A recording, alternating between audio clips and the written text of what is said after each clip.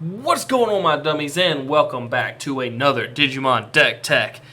In today's episode, we are going over a deck that's very dear to me, just like the last one. We are going over Mastemon, but this time we are going over yellow and not purple. Now, one thing I do want to get straight and right to the point, purple is a better variation than yellow. I think in the last video I said that yellow was a better variation.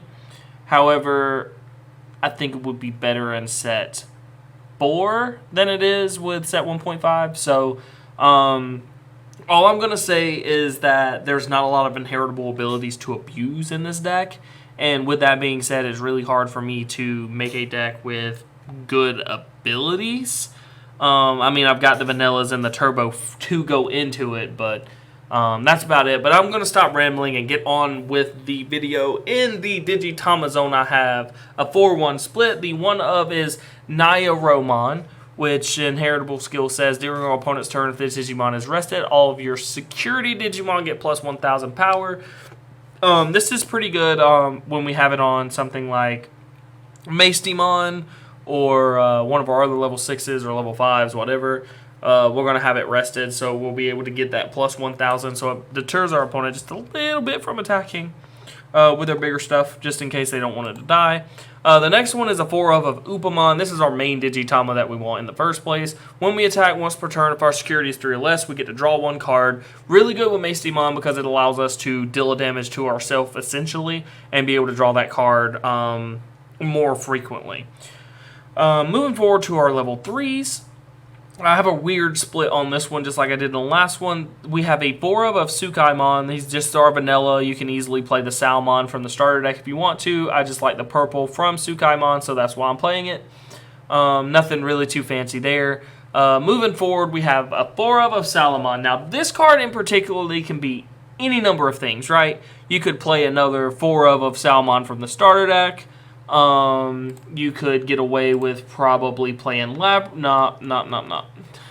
was going to say you could probably play Labramon. You could play Kudamon if you wanted to. You could probably get away with playing... Well, no, you can't play the Agumon either. So, yeah, like, going over it all, it's really hard to find some inheritable abilities. Oh. This decided not to work. Oh, there we go. The inheritable abilities are lackluster in the department of minus security, like not having a lot of security until set 4, so that's when we'll get the big buff of it. But the inheritable, it's 3 to play normally, 0 to evolve, 1,000 DP. When we attack, one of our opponent's Digimon gets minus 1,000 DP. This actually helps us in some ways to be able to attack over some of our opponent's stuff very quickly and more efficiently, which is something that we really want to do. And that in itself is a fine ability, I guess. I wouldn't say it's a perfect ability, but in a perfect world, we would have a card that works with Mastemon anyways. Moving forward, we have a 3 of Lotmon. He is 3 to play normally, 0 to evolve, 2,000 DP. When we play him, we look at the top card of our security stack and add that card to our hand. Then we draw 1. This essentially gets us to that minus 3 security, or 3 or less security very easily, and it's also draw advantage. We're also able to play this for free with another card that's in the deck. So we're able to play it for free, draw 2 essentially, get a card from our security, get a card from top of our deck, and just keep moving on to that. Next up, we have a 1 of Patamon. When we played, if we are at 1 or less security, we get to recover 1. This is a really good ability when we're running low and we need to place, like we can use the inheritable skill that I was talking about earlier, or we can use Mastemon to get it back just to get that recovery plus 1. Essentially, it's a really good card, and we only need 1 to be able to utilize it with Mastemon, so I'm not worried about having too many of them. Moving forward, we have a 2 of Gatomon. Gatomon is 5 to play normally, 2 to evolve, 3,000 DP. Normally, we will be playing this for free off of Mastemon. It says, when played, that means no Digivolution. If you have a purple Digimon, one of your opponent's Digimon gets minus 4,000 DP until the end of turn. This allows us to destroy some rookies, get rid of some of the level 5s in the game. So this is a pretty good card overall. Moving forward, during your turn, if one of your other Digimon is destroyed, this Digimon gets plus 3,000 DP until the end of turn. So we're able to swing in with one of our rookies, give Godamon plus 3,000, be able to swing again. And this is not once per turn, so we can actually make Godamon big, which is pretty interesting. Moving forward, we have Ankylomon. He's 5 to play normally, 2 to evolve, 4,000 DP. Security. At the end of battle, play this card without paying its cost. That's a pretty important card in this deck since we're recovering a lot, manipulating our recovery gauge. It's not bad to have it. And this actually works well with another big card in the deck, another level 6 in the deck. So, moving forward, we have Unimon. I think that's how you say it. He's 6 to play normally, 1 to evolve, 6,000 DP. He's just our vanilla. Nothing to really note other than the 1 to evolve. This is important for yellow. We did not have this in set 1.0. We have it in set 1.5. And this allows us to turbo into Mastemon if we need to deal that extra damage so we can finish off the game. Moving forward, we have Unimon. He's 5 to play normal. He's our blocker. He's 5 to play normally, 2 to evolve, 6,000 DP blocker. And of course, -2 memory when we attack with him. Essentially, we have to have him in the deck. Some people play 3. I like playing 4, especially since we can get it back with Mastemon. If you did want to change it up, you could play another Ankylomon, or you can play another Godamon, or I don't know. You can just manipulate it however you want. I just like the Unimon. Let's just play it, right? Moving forward, we have our monstrosity of a level 5 deck, or level 5 cards. We have a 1-of Magna Angimon, 7 to play normally, 3 to evolve, 6,000 DP. When we play him, hard play him, not evolve, we recover 1. This allows us to just get an extra memory and to be able to just get, or not a memory, an extra security, be able to Digivolve Mastemon the next turn to get rid of that security and get rid of one of our opponent's security to get a card back. Nothing really relevant into this. He does have an inheritable skill that says during our turn for every 3 security we have 1,000 power. I don't know how often this comes up. It's probably just 1, if any. So, yeah. We're basically paying him to get that +1 recovery, and he's a body that's on the battlefield to get back or to be able to play our level 4s. Moving forward, we have a 2-of Untitled.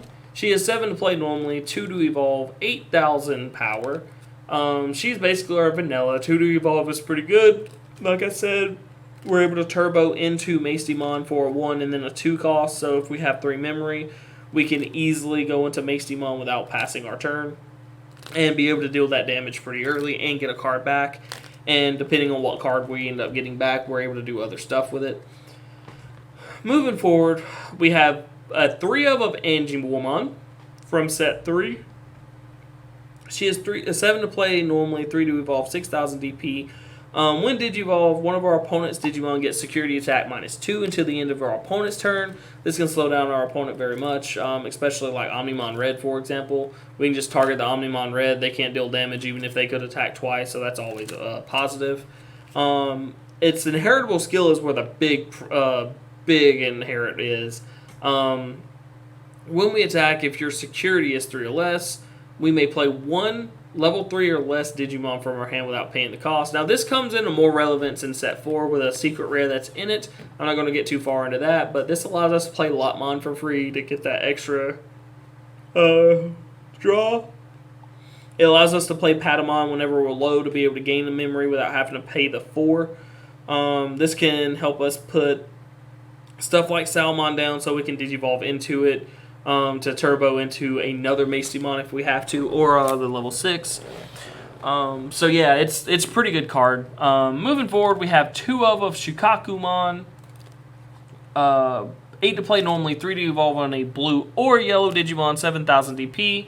Says during our turn, this card is also treated as a blue Digimon. Nothing really relevant into that, if I'm not mistaken. I don't think there's any reason to have to worry about him being a blue Digimon in this deck. The other one is our opponent's turn. All of your opponent's Digimon without Digivolution sources get security attack -1. That is a really big thing. So we can stop Rookie Rush early on And Mastemon, like I said, she does evolve for a very high count. Also, we're dealing a damage to ourselves. However, if we don't have the security, we don't deal the security to ourselves, just our opponent. But Shukakumon still slows down the ever-present Rookie Rush from being able to destroy us as quickly. So that's one reason I have him in this deck. And you can make an argument if you didn't like the Magna Angimon to add another one of these. Hell, honestly, if you could somehow make this work as 8 and just these 2 instead. But I like the turbo variation of Untitled if you need to have it. Moving forward, we have our main namesake card, which is Mastemon. She's 12 to play normally, 4 to evolve on a purple or a yellow Digimon, 12,000 DP. She says when we Digivolve into her, we discard 1 security from both players from the top. Then you may play a level 4 or less yellow or purple Digimon from your trash without paying its cost. Some important things to note about this Mastemon. If you don't have security or your opponent does not have security, this ability will not win the game for you. It just gets rid of the top of the security stack.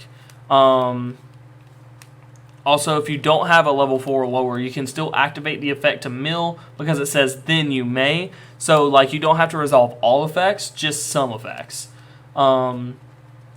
But yeah, just because you have 0 security will not make you lose the game, but you can't get rid of what you don't have. So keep that in mind. You can use that to your advantage to deal a damage and be able to win the game. Or not deal a damage, but be able to get that last point out. Moving forward, we have a 4 of Cherubimon. This is the best way I could go.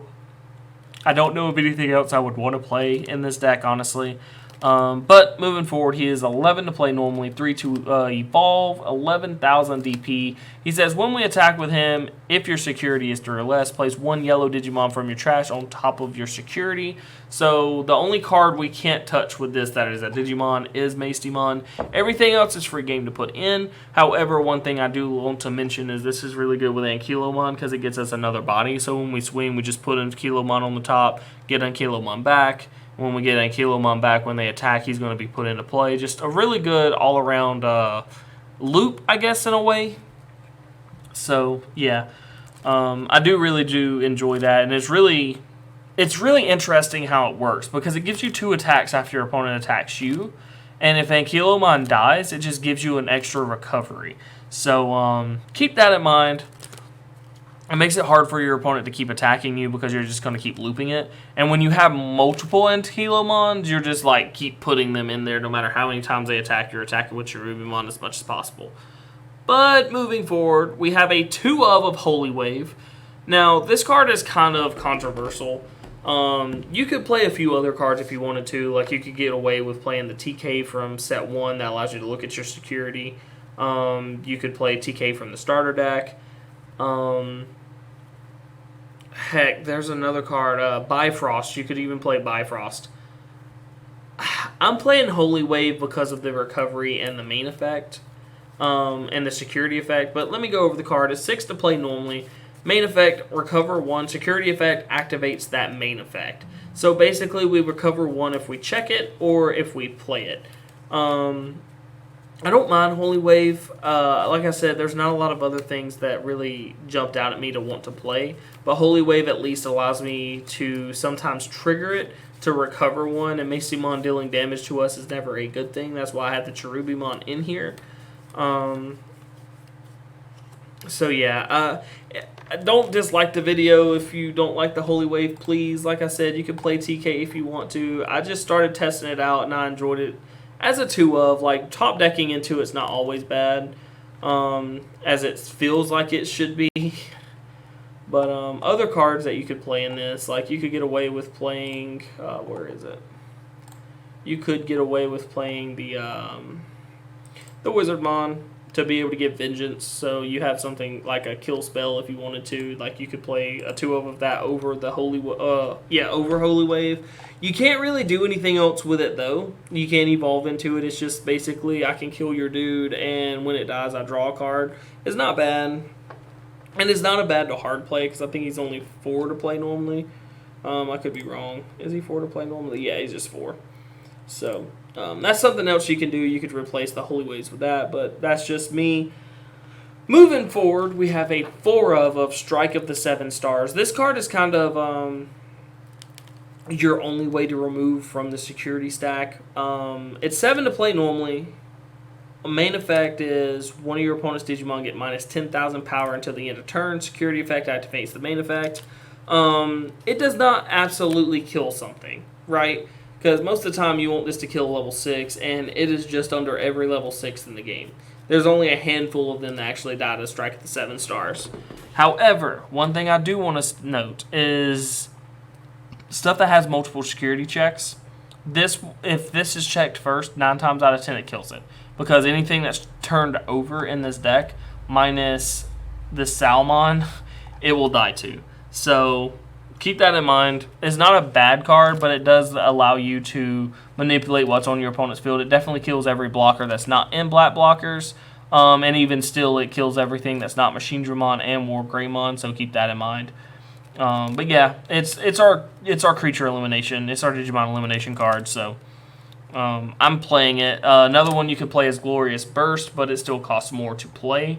This is Glorious Burst here. It's more to play, but I mean, you could actually get the reduction cost in this deck since you do play 4 Tamers, so the only reason I don't want to play Glorious Burst is this right here. No security effect at all. It's just a main effect, so I like being able to turn it over in security, so I had that option.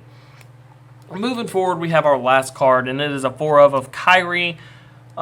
She's 3 to play normally. Security effect puts her into play without paying the cost. At the start of our turn, if our security is 3 or less, we get 1 memory. Since we're manipulating our security on our turn, our opponent's going to knock us down, so we get the memory. And if they don't, then that means they're not dealing damage to us, and we're able to do more stuff later.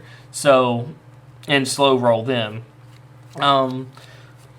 So yeah, Kairi is definitely a good card in this deck. It allows us to do exactly what we want to do. So, yeah. But yeah, guys, that is the deck overall. I do really, really like this deck. Like I said, there's a few things that are kind of bad about it. Like the Salamon's ability is just meh. I just wish I had more abilities or more ways to turbo. Like, it's one or the other. Like, I wish I could turbo faster, or I wish I could